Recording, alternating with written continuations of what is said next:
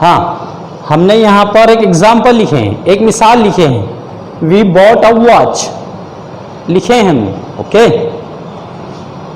तो आपको मालूम है, आप जानते हैं कि क्वेश्चन टैग की पहली स्टेप, क्वेश्चन टैग का पहला मरहला जो है वो दिए हुए जुमले को जैसा का वैसा लिख दिया जाता है। यहाँ पर लिख दिया गया है, यहाँ पर लिख दिया गया है। और फुल स्टॉप को दूसरी स्टेप, दूसरा मरहला फुल स्टॉप को कॉमा बनाया जाता है, ये बना दिया गया है। अब आपको ये देखना है कि दिए हुए इस जुमले में इनमें से कोई वर्ड्स है क्या, इनमें से कोई वर्ड्स है क्या। तो आपको पता चलेगा कि इस दिए जुमले में इनमें से कोई वर्ड दिया हुआ नहीं है, इनमें से कोई वर्ड्स दिया हुआ नहीं है। मतलब इसका कहने मतलब कि हेल्पिंग वर्ब भी नहीं है दिए जुमले में और मॉडल ऑक्सिलरी भी नहीं है। तो फिर ऐसी कंडीशन में आप क्वेश्चन टैग किस तरह से बनाएंगे? तो बहुत आसान तरीका है, घबराना नहीं है। हर एक बात को दिमाग में दायमी तौर पे से रखना है आपको। जब आप दिमाग में दायमी तौर पे कोई बात रखते हैं तो वो भूल ही नहीं जाती है, तो रखना है आपको। तो फिर आप ऐसी सूरत में, in that condition we should identify firstly the verb.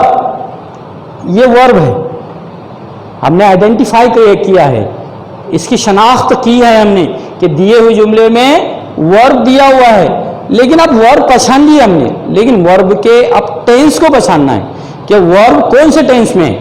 तो वर्ब दो टेंस में हुआ करता है, क्वेश्चन टैग में या स्टेटमेंट सेंटेंस में, सिंपल प्रेजेंट टेंस या सिंपल पास्ट टेंस में। अगर वर्ब पास्ट टेंस में है, ये बॉट जो है ये बाय का पास्ट टेंस है, बाय इसका प्रेजेंट टेंस है, इसका मतलब ये पास्ट टेंस फॉर्म में है। क्या कौन से फॉर्म में है? ये पास्ट टेंस में है।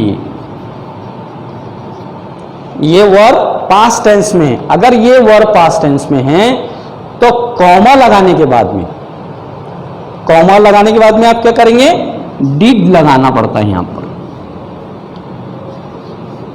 ये डिड लगा दिए हैं। क्यों डिड लगाया गया? क्योंकि इस दिए हुए जुमले में ना हेल्पिंग वर्ब था ना मॉडल ऑक्सिलरी था, और वर्ब जो था वो पास्ट टेंस में था।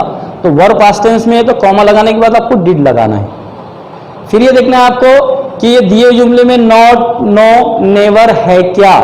तो यहां पर नॉट, नो, नेवर नहीं दिया हुआ है, तो फिर ऐसी कंडीशन में नॉट लगाते हैं हम। तो नॉट लगाएंगे, नॉट को इस तरह लिखा जाएगा, N apostrophe T.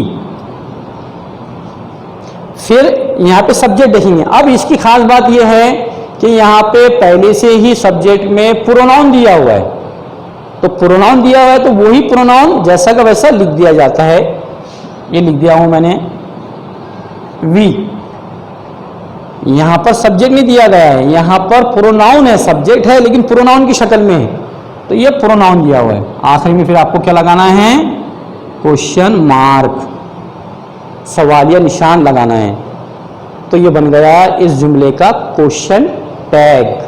We bought a watch, we bought a watch, didn't we. Why I wrote here did?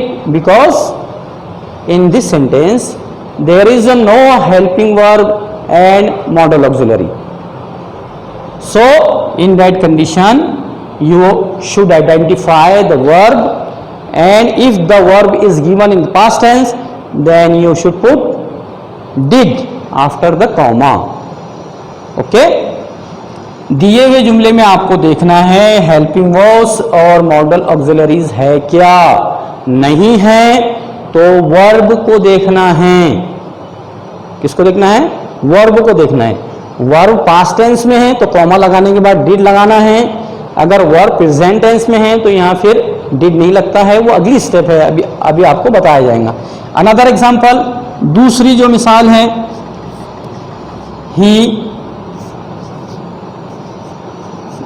buys a watch।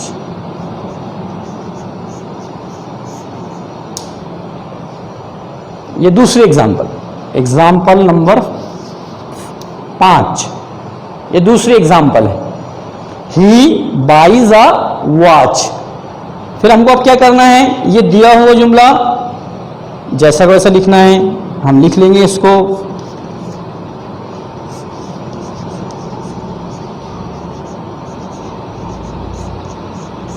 ये लिख दिया गया है।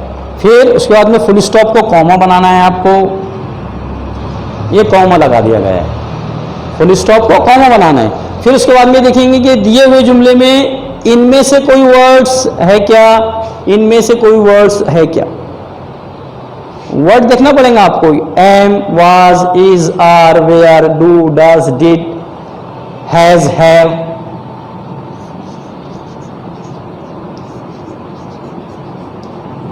हैड, इसमें से कोई वर्ड है क्या, नहीं है। फिर मॉडोलॉजी देखेंगे, इसमें से है, नहीं है। फिर अब क्या करना पड़ेगा, ऐसी कंडीशन में आपको वर्ब देखना है। ये वर्ब यहां पर प्रेजेंट टेंस में है, यहां पर पास्ट टेंस में था तो डिड लगाया गया था। क्या लगाया गया था, डिड लगाया गया था। अब ये वर्ब जो है प्रेजेंट टेंस में आ गया है, क्या में आ गया है, प्रेजेंट टेंस में। आप प्रेजेंट टेंस में है तो फिर कॉमा लगाने के बाद क्या लगाएंगे आप, तो कॉमा लगाने के बाद आपको लगाना है डू या डज लगाना है। क्या लगाना है, डू या डज, क्या लगाना है, डू या डज। तो यहां पर अगर हम वर्ब को देखेंगे तो यहां पर वर्ब जो है वो एस, ई एस या आई एस फॉर्म में है क्या, वो देखेंगे। क्योंकि यहाँ का हमारा जो सब्जेक्ट है ये थर्ड पर्सन सिंगुलर है, थर्ड पर्सन सिंगुलर है और जुमला सिंपल प्रेजेंट टेंस का है, तो वर्ब में एस, ई एस या आई ई एस का इस्तेमाल किया जाता है। इसका मतलब ये जुमला जो है सिंपल प्रेजेंट का है, सिंपल प्रेजेंट का है और verb S, E S, I S form में है, तो यहाँ पर कॉमा लगाने के बाद आपको डज लगाना है। ये लगाए डज। फिर आपको क्या देखना है, जुमले में नो, नॉट, नेवर है क्या, तो नो, नॉट, नेवर नहीं है, यहां पर नहीं है तो फिर नॉट लगाया जाता है। नॉट को हम इस तरह से लिखते हैं, एस एपोस्ट्रोफी टी। अब फिर सब्जेक्ट देखेंगे, यहां सब्जेक्ट ऑलरेडी प्रोनाउन दिया हुआ है। अगर सब्जेक्ट ऑलरेडी पहले से ही प्रोनाउन है तो वही प्रोनाउन यहां पर लिखा जाता है, ये ही प्रोनाउन है। और आखिरी में सवालिया निशान, सवालिया निशान लगाना भूलना नहीं, यही मेन है, क्योंकि इसी से क्वेश्चन टैग मालूम पड़ेगा कि आपने दिए हुए स्टेटमेंट सेंटेंस से क्वेश्चन टैग बनाया है। यहां पर वर्ब थर्ड पर्सन सिंगुलर के एतबार से लिखा गया था, क्योंकि ये ही जो है थर्ड पर्सन सिंगुलर है। अगर सब्जेक्ट हमारा थर्ड पर्सन सिंगुलर है तो वर्ब जो है वो एस, ई एस या आई एस फॉर्म में लिखा जाएगा। क्या में लिखा जाएगा, एस, ई एस या आई एस फॉर्म में लिखा जाएगा। तो यहाँ एस वाली फॉर्म में लिखा गया है, according to the this pronoun और this subject. Okay, now another example,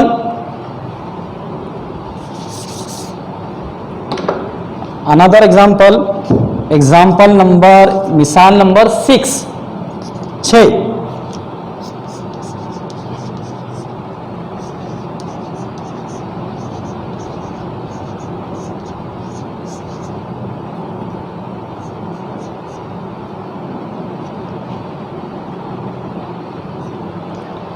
they buy a watch, दिया हुआ जुमला है, दिया हुआ जुमला है, दे बाय अ वॉच। तो आपको पहली स्टेप मालूम है, पहली स्टेप क्या मालूम है आपको कि दिए हुए जुमले को जैसा का वैसा लिख लेंगे आप।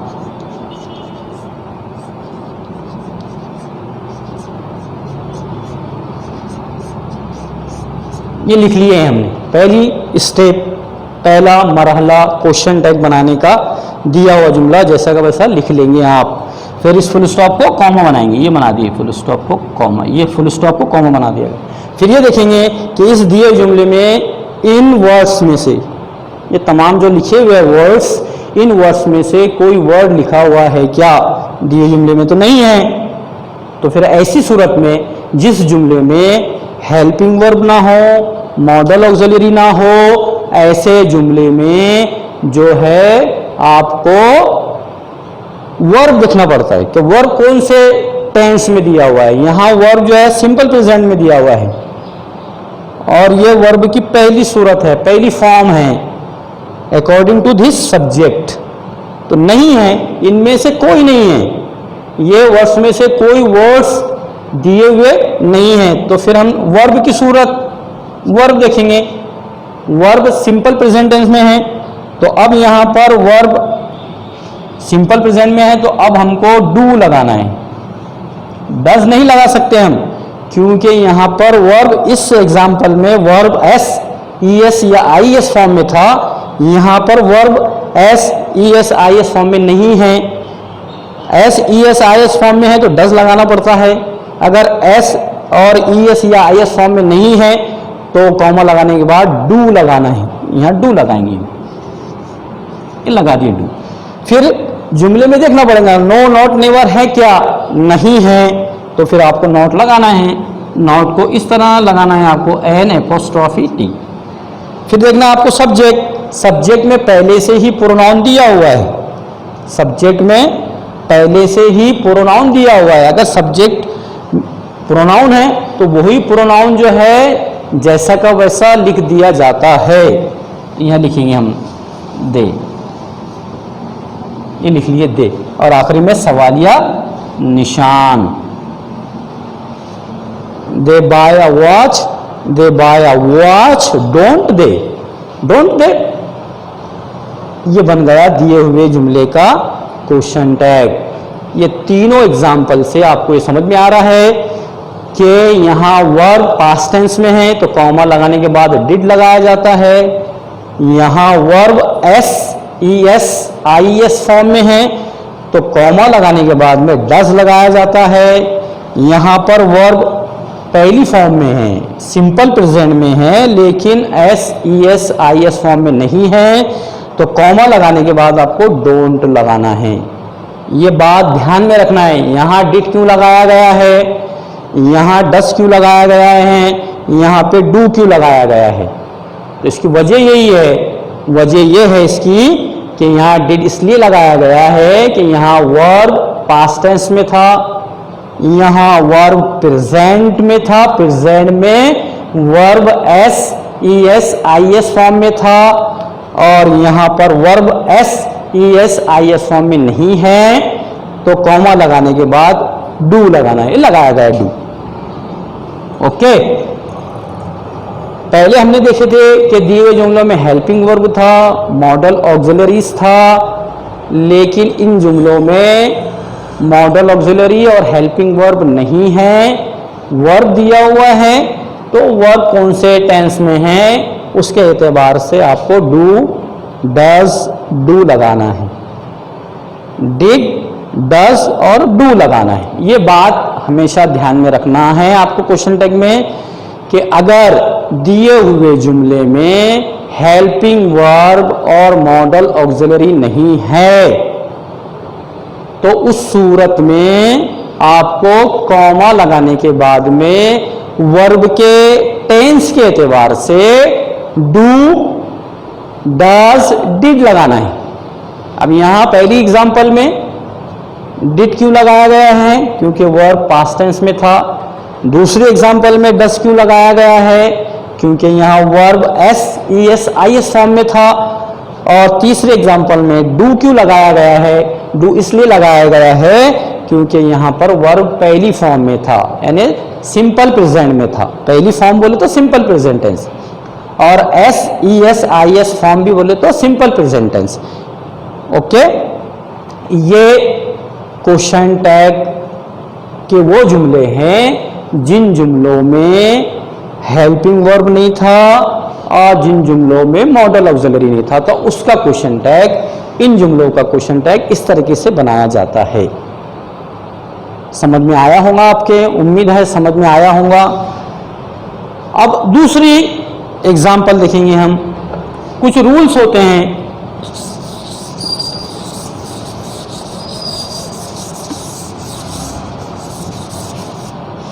कुछ रूल्स होते हैं क्वेश्चन टैग बनाने के। कुछ रूल्स होते हैं, some rules for question tag.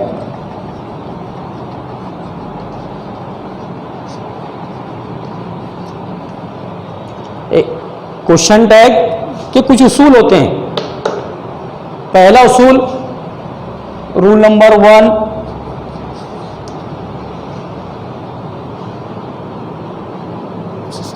Rule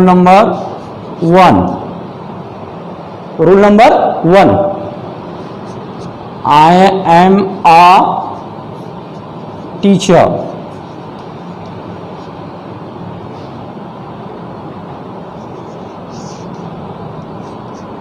I am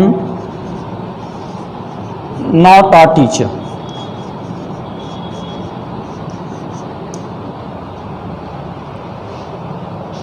जैसा कि आप देख रहे हैं कि यहाँ जुमला लिखा गया है, आई am a teacher, I am a teacher. तो क्वेश्चन टैग का उसूल मालूम है आपको कि दिया जुमला जैसा का वैसा लिख दिया जाएगा। ये लिख रहा हूं मैं दिया हुआ जुमला जैसा का वैसा। फुल स्टॉप को कॉमा बनाया जाएगा, ये बना दिए। अब आप जानते हैं कि अगर दिए हुए जुमले में हेल्पिंग वर्ब है तो वही हेल्पिंग वर्ब कॉमे के बाद लगाते हैं। यहाँ एम हेल्पिंग वर्ब दिया हुआ है, यहाँ एम नहीं लगा सकते हैं हम। ये पहला उसूल है क्वेश्चन टैग का। अब आप बोलेंगे कि सर आपने तो इससे पहले बताया है कि दिया हुआ हेल्पिंग वर्ब लिख दिया जाता है कॉमे के बाद, लेकिन ये उसूल के मुताबिक अगर दिया हुआ जुमला एम वाला हो और पॉजिटिव हो तो कॉमा लगाने के बाद एम नहीं लगाया जाता। ये उसूल है, क्वेश्चन टैग के उसूल बनाए गए हैं। तो उन उसूलों में से उसूल है कि एम नहीं लगाया जाता है। अगर एम वाला जुमला पॉजिटिव है तो एम नहीं लगाया जाता है। एम वाला अगर जुमला पॉजिटिव है तो कॉमा लगाने के बाद में एम नहीं लगाया जाता, ये उसूल है। तो फिर एम नहीं लगाएंगे। यहां एम दिया हुआ है और आपको मालूम है कि कॉमा लगाने के बाद में हेल्पिंग वर्ब लगाया जाता है, हेल्पिंग वर्ब दिया हुआ है, लेकिन यहां एम नॉट नहीं लिखते हैं क्योंकि ये उसूल के खिलाफ है क्वेश्चन टैग के। तो फिर क्या लिखेंगे? अगर एम वाला जुमला पॉजिटिव है तो कॉमा लगाने के बाद आपको आरंट लिखना है। क्या लिखना है? आरंट लिखना है। ये बात को हमेशा ध्यान में रखना।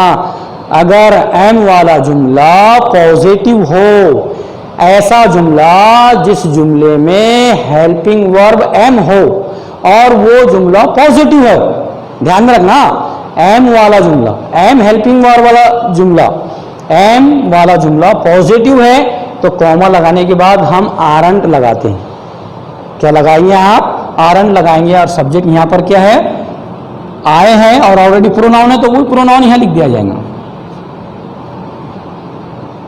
और आखिरी में फुल स्टॉप ये लगा दिया। एम नॉट नहीं लिखा गया, हाँ उसूल है। अब ये वाला जुमला देखेंगे आप, ये वाला जुमला निगेटिव है, हेल्पिंग वर्ब एम है लेकिन निगेटिव है। तो पहली स्टेप, दिया हुआ जुमला एज इट इज लिख दिया जाएगा।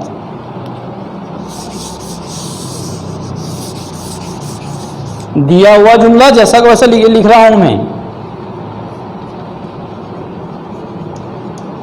फुल स्टॉप को कॉमा बनाएंगे, ये बना दिए कॉमा। आपको मालूम है यहां हेल्पिंग वर्ब दिया हुआ है, यहां हेल्पिंग वर्ब दिया हुआ है, तो वही हेल्पिंग वर्ब। अब देखो ये जुमले में और ये जुमले में, ये जुमले में और ये जुमले में फर्क नॉट का है। यहां नॉट है, यहां नॉट नहीं है। मतलब ये पॉजिटिव और ये निगेटिव है, ये पॉजिटिव है ये निगेटिव है। निगेटिव क्यों है? कि इसमें नॉट आ गया, नहीं का तस्करा हो रहा है इसमें। तो यहां एम नहीं लगाया गया, आरंट लगाया गया। यह उसूल नंबर 1 है क्वेश्चन टैग का। अगर दिए हुए जुमले में एम हेल्पिंग वर्ब है और उसका क्वेश्चन टैग बनाना है तो यहाँ एमंट नहीं लगाया जाएगा, ये एम नॉट नहीं लगाया जाएगा, आरंट लगाया जाएगा। अब यहाँ देखो ये एम हेल्पिंग वर्ब दिया हुआ है और नॉट है इसमें, नॉट। ये बात खास है इसमें, यहाँ नॉट नहीं था तो फिर अब क्या लगाएंगे? आरंट लगाया जाएगा? नहीं नहीं नहीं, आरंट नहीं लगाया जाएगा क्योंकि ये अब लगाया जाएगा एम। क्या लगाया जाएगा? एम। और यह नॉट ऑलरेडी है। अगर ये निगेटिव है तो ये पॉजिटिव बनता, ये मनफी जुमला है तो ये मुस्बती बनता, तो यहाँ नॉट दिया हुआ तो यहाँ नॉट लगाएंगे नहीं हम। अब आप बोलेंगे सर आपने तो यहाँ एम था तो यहाँ आर लिख डाले और यहाँ एम था तो एम ही लिख रहे आप, तो फर्क यह है क्योंकि ये एम वाला जुमला पॉजिटिव है तो उसका क्वेश्चन टैग आरंट लगता है बनाने के लिए, और ये निगेटिव है तो एम ही लिखना पड़ेगा। और सब्जेक्ट क्या है? ऑलरेडी प्रोनाउन है, सब्जेक्ट ऑलरेडी प्रोनाउन है तो यही प्रोनाउन यहाँ लिख दिया जाएगा। और आखिरी में सवालिया निशान लगाना मत भूलना आपने, नहीं तो आपको बोर्ड के एग्जाम में, 10th के एग्जाम में अगर आपने पूरा लिख लिया और क्वेश्चन मार्क नहीं लगाए तो आपको नंबर नहीं मिलेंगे। तो फर्क देखिए आप, यहाँ एम वाला जुमला पॉजिटिव है तो आरंट लगाया गया, एम वाला जुमला निगेटिव है तो एम लगाया गया। ये खास बात है इसकी। और ये कुछ उसूल होते हैं क्वेश्चन टैग के, तो उन उसूलों में से पहला उसूल है ये, उन उसूलों में से पहला उसूल है ये उसूल आपको ध्यान में रखना है हमेशा। उम्मीद है आपको क्या आपके ये समझ में आया होगा। अगले वीडियो का आप इंतज़ार कीजिए, बहुत सारे वीडियोस आपको स्कूल की तरफ से, रहबर डिजिटल कॉन्वेंट स्कूल की तरफ से बच्चों की टीचिंग के लिए, बच्चों की पढ़ाई के लिए भेजे जा रहे हैं।